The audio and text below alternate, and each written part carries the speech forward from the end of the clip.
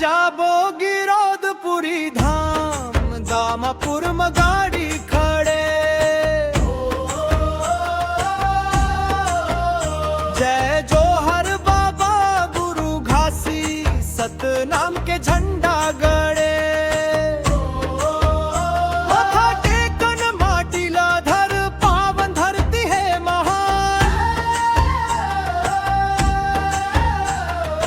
मन के मैला धो जाते जब दर्शन पावन बिहार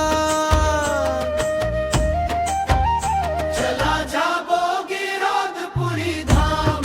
जय सतनाम बाबा के दरबार मां मिल जाते सुकून मिल जाते पहचान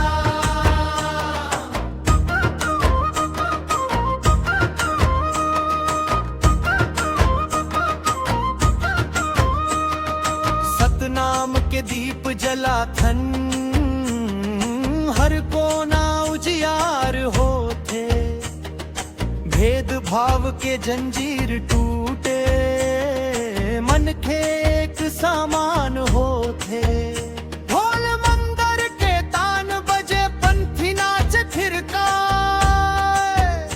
बाबा घासी के उपदेश में जीवन के राह बता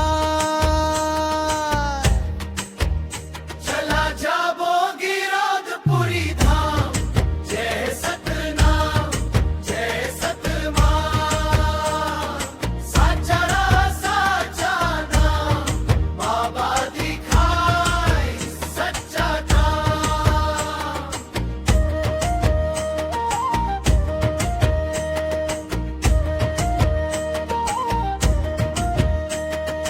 दूर दूर ले संगवारी